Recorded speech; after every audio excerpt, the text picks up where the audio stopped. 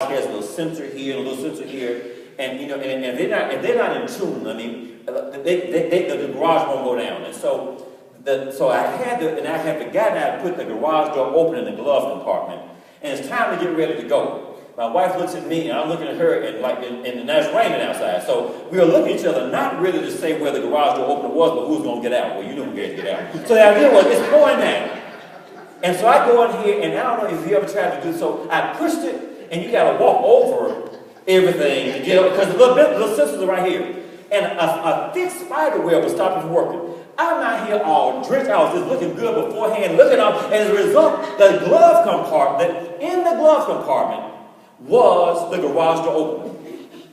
Now, I had it, but didn't know I had it. So I couldn't use what I had. And that's what authority is. We have it, but we don't even know we have it, and don't use it when we have it. So there was no need for me to go out and get exposed to the elements, get all wet, stop looking cute. Because what happened, I already had the glove. I already had what was necessary to keep me safe and protected. We have the authority that God has already provided to keep us safe and protected. And sometimes we don't even know we have it. So it's about saying, what is it? And how do I use it? And what I have it, how do I use it? And how do I now walk in the authority that God has given me? Jesus shed his precious blood for us to have an extraordinary life, and has provided authority to the believer. So by the time we leave this month, I'm telling you, we ought to be walking around with some authority around here and not putting up with anything else from the devil in the name. I said, putting up with nothing else. I said, we ought to be not put up with anything else from the devil, because we now use the authority that God has given us. So this idea, this entire month, we're talking about authority. So let's go through our 2019 confessions again and really frame for us this discussion about authority. Let's say this together. I am a what? Visionary. Why? I see myself as God sees me. I am what? Revolutionary. Why? I overcome some obstacles. All obstacles through Christ. Keep going. I am what? Extraordinary. What do we do now? I no longer achieve, believe, or receive contrary to the Word of God. And for this month we're talking about in particular, let's read this together. I operate in a spirit of exceptional excellence. Read now. Let's get this now. This together. I have the clarity and the security to use the authority God has given to me. What am I saying here? That some of us don't have the clarity, the insight about having authority. And then sometimes we're not secure enough with the fact that we have authority. Let me make this deal one time. When I was in grad school, I was going to a Bible study, and they started talking about authority, and I just hadn't heard about that before, quite frankly. And we were over in Mark chapter 16. You shall lay hands on the sick, and they shall recover. And I remember I had this really bad headache, but I wasn't secure enough in what I knew in the Word. So I'm putting my hand on my head and saying, in the name of Jesus, if you can, if you will, would you please move, and would you please make my head stop hurting? Head start hurting worse. So I didn't have the security that I need to know that I have authority in the name of the Lord. So now what happens? Just because we pray something, it's already done, but we may not see immediate manifestation.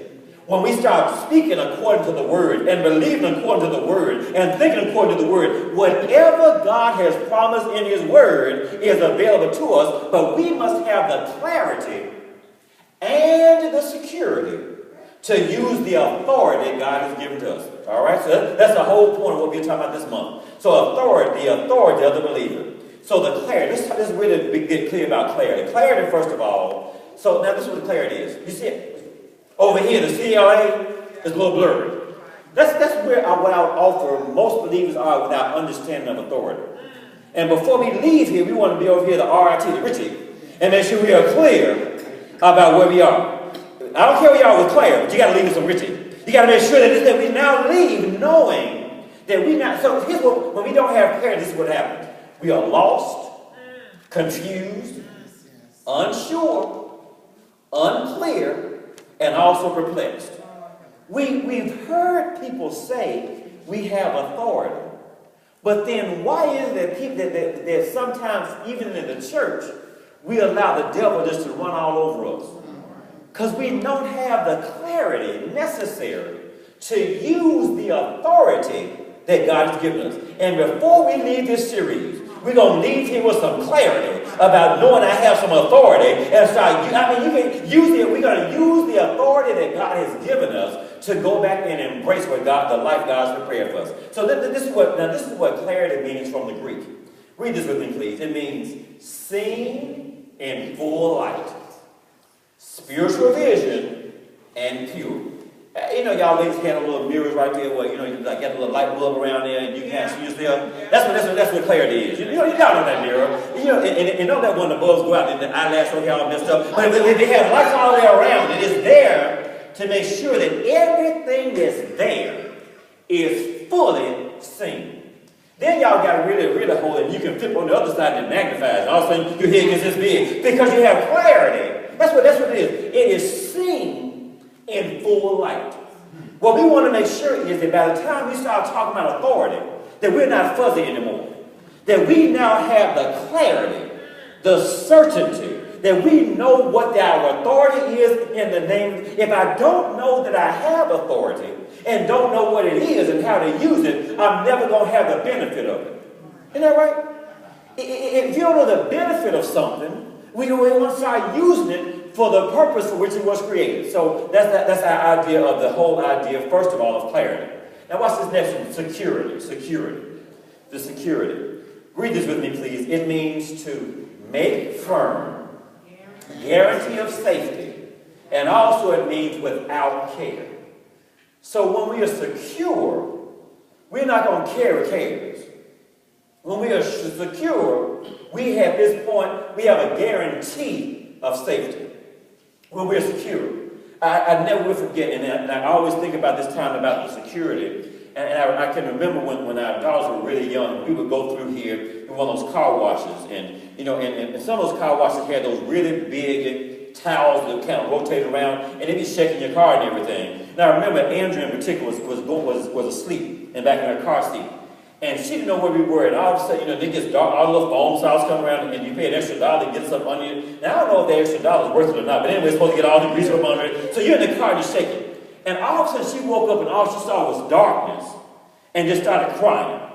I had to, from the front seat, get her out of her car seat, and when I put her back in my arms, she went right back to sleep. That's what believers are. Believers are looking around and seeing all the problems. But God says, I already got your back. I already have you in my arms. I already love you. I'm never going to leave you. I'm never going to forsake you. I don't care what's going on out there. I got you in my arms right now.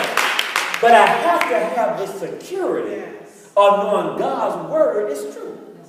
The word works if we work the word. I'm going to believe what the word says. And so here's what happened. I'm not going to come off the word just because I don't see something. Not going to come off the word just because I feel some kind of way. Not going to come off the word just because it hasn't manifested yet. The word works. I got to put the seed in the ground, and it may not come up tomorrow, but I know that seed is there. And I water that seed and fertilize that seed. It's going to come up like it's supposed to. So I know I must have certainty and clarity and a guarantee that the word works. So now I have the security, the clarity, and security of our authority. So let's put it together by using our definition. Let's read this together. We have spiritual vision that is guaranteed and firm to use our godly authority. Let's say it again. We have spiritual vision, that's clarity, that is guaranteed and firm, that's security, to use our godly authority. Now that's beautiful to say that collectively. I need you to say it yourself. Now say this. I have spiritual vision that is guaranteed and firm to use my godly authority. That we're going to go back in here and tear down some things that the devil has built up. We're going to pull down some strongholds this month. We're going to pull down so that now we won't see all these things that the devil is doing, ruining things. We're going to use our authority to tear his kingdom down. Can you join me and give God a hand clap of praise right now for the authority that we have? So now what we're talking about. So security means to make firm, guarantee of success, of safety without care. So now what we're talking about, we're going to use our guaranteed, pure, spiritual vision of the authority that we have to live a life that's carefree. That's what it says for carefree life. So if I don't have a subtitle, it'll be right here. It'll be right here. How to live a carefree life. Anybody want to live a carefree life? I said, anybody want to live a carefree life? Well, look what it says in the word right here. Read this with me, 1 Peter 5:7. Casting all your care upon him, for he careth for you. So what is that saying right now? Be careful about how some of these little greetings are that we give and receive. Because sometimes when somebody tells me, take care, no, I'm not taking care. I'm casting care over. When they say take care, you know what they mean. They mean like, be good. But I'm not going to take any care, because care really comes from the Hebrew word that means burden. I'm not going to take a burden. I'm not going to take a weight. I'm not going to take a problem. I'm going to cast that thing into its result. Here's how we live a carefree life.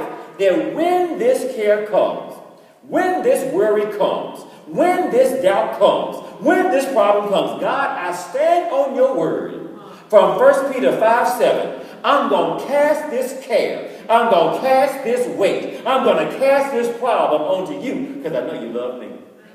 I'm not going to walk around and care. And here's what happens. And some of us have gotten so holy, we don't just carry our cares. We carry everybody's cares. Somebody texts us, oh, I got another care. And you wonder why they always walk around all down. And now they say, got a care? We were not meant to carry a care. We were designed to cast our care on it. Come on, somebody. We're not designed to carry all this worry. Now, here's the point. Everybody in here right now could write a legal pad worth of things that are going on in your life. But what's that? I'm going to take that legal pad and give it to him. That's why I love the idea of that image of that healing balloon. Because what happens, you ever gone in here and found yourself paying for a healing balloon and your window was down and you were riding down the road and went out? Now what happened? The healing balloon is not going to go to the ground. What does it do? So you imagine putting your cares in that balloon. Imagine putting your worries in that balloon. Imagine putting your hurts in that balloon and just let it go and say, God, I am spiritually, I'm physically casting my care upon you. Here's what happens. Too many of us are carrying cares rather than casting cares. Help me, Lord. We are carrying cares and not casting cares. See, when I know that God's word works, I can cast my care upon him and then have this care-free life. Doesn't mean I'm not concerned. Doesn't mean I'm not interested, but I'm not going to carry the care. So here's what happens. You got to say at some point, I can't tell you how much I don't care. And you know what I'm saying? At some point, when folk bring all this stuff to you, and they'll take it wrong because they weren't here hearing the message. But you got to make sure, when they talk about some take care, I'm not going to take a burden. I'm not going to take trouble. I have learned to cast my care upon him, because that second word care means because he intensely loves you. That's what that second care is. Casting your care, the first one translates burden or weight or heaviness. Casting your care, burden, and heaviness onto him because he intimately loves and cares for you. So here God is saying, why are you walking around with all that care? Give it to me. Give it to me. We don't know, nobody knows the trouble I say. Give it to me, God say. Give me the care. And we keep walking around and casting and holding on to the care ourselves. So now the authority of the police. So let me give you a couple of spiritual principles here. Spiritual principle number one. The first spiritual principle we have right here is here. The first thing you want to know, what's our operational definition of authority? I want to make sure we're clear about what authority is, because in order to use it, I got to first understand what it is, right? So there's your outline. So for those of you who have your slides already, you have right there, what is authority? So here's what authority is. It's simply delegated power. Delegated power. Well, the obvious question is, what's power? Well, power simply is strength, might, ability, and might. So if we start talking about authority, it is simply delegated strength, ability, and might. A delegate, if you look at the meaning of the word delegate, it is to stand in one's place. So God says, I have power that I'm giving and delegating to you to stand in my place. That you now, I'm working and making a difference in the lives of others through you because you're my delegate. And now I have provided for you.